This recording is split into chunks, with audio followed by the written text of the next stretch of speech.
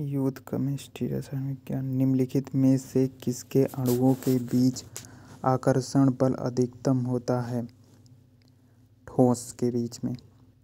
द्रव, gas, plasma, ठोस। ठोस के बीच में आकर्षण बल अधिकतम होता है। डी। ठोस पदार्थ एक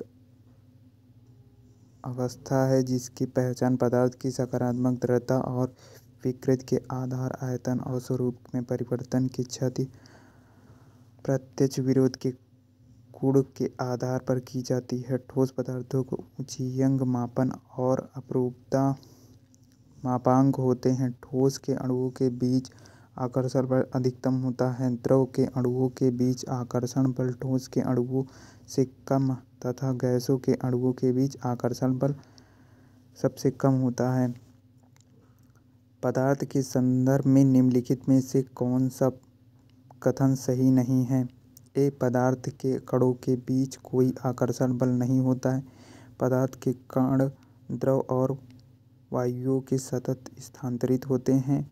पदार्थ कणों से बना होता है।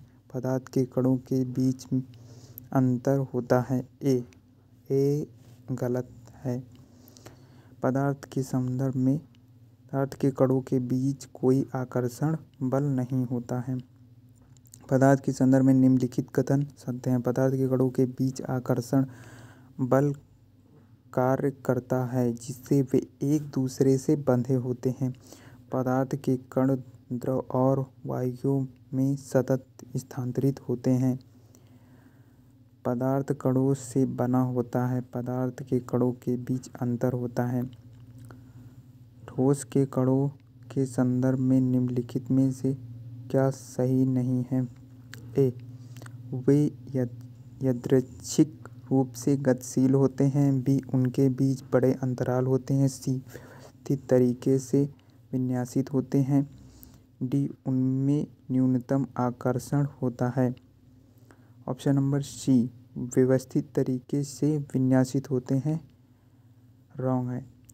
वे पदार्थ जिनका आकार और आयतन निश्चित होता है एवं कणों के मध्य आकर्षण बल अधिक होता है वे ठोस कहलाते हैं। अर्थात ठोस अवयवी कणों से मिलकर बनता है। ये अवयवी कण अणु, परमाणु या आयन होते हैं।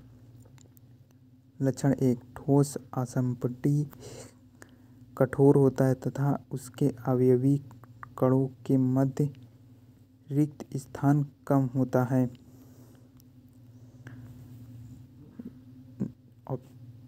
इनका घनत्व गैस तथा द्रव की तुलना में अधिक होता है। ठोस व्यवस्थित तरीके से विन्यासित होते हैं। इनका गलनांक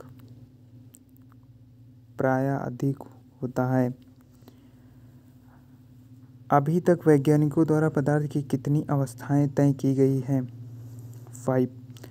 option 2, option B 5, option C 4, option D 3। B option. पदार्थ ब्रह्मांड की विषय वस्तु है। उसके वह वस्तु जो स्थान घेरती है तथा इसमें द्रव्यमान होता है पदार्थ या द्रव्यमान कहलाती है। वैज्ञानिकों द्वारा पदार्थ की 5 अवस्थाएं तय की गई हैं। 1 ठोस, दूसरा द्रव, तीसरा गैस, प्लाज्मा, 5वीं बोस-आइंस्टीन कंडेंसेट। नीचे दी गई आकृति से क्या अनुमान नहीं लगाया जा सकता? सॉलिड, लिक्विड, गैस और प्लाज्मा। ए। पदार्थ के चारों अवस्थाओं में अणुओं व्यवस्था होती है जा सकती है। बी। प्लाज्मा के तरल पदार्थ जो शरीर की नमी कोशिकाओं में मौजूद होते हैं। सी। यह आवर्ती पदार्थ की चौथी अवस्था अर्थात प्लाज्मा को प्रदर्शित करती है। टी। यह आकृति पदार्थ की विभिन्न अवस्थाओं के बारे में जानकारी बताती है। Option number B. प्लाज्मा एक तरल पदार्थ है। यह ठोस, द्रव, गैस कणों में काफ़ी भिन्न होता है। निम्नलिखित में इसे पदार्थ की एक भिन्नता अवस्था की चौथी अवस्था माना जाता है। प्लाज्मा को प्रदर्शित किया जा सकता है। यह तरल पदार्थ जैसे लाल रक्त कणिकाओं, सफ़ेद रक्त कोशिकाओं और विषाणु प्लेटलेट्स में पाया जाता है। प्लाज्मा का काम इन्हें पोषण पहुंचाना होता है। रक्त वाहिनियों में इनका विचरण में सहायता करना होता है, जबकि यह पदार्थ शरीर के अन्य सभी कोशिकाओं में नहीं पाया जाता। डाट में विचरण अत्यधिक होता है। गैसों में ठोस, द्रव, गैसों, प्लाज्मा में सी, ऑप्शन सी।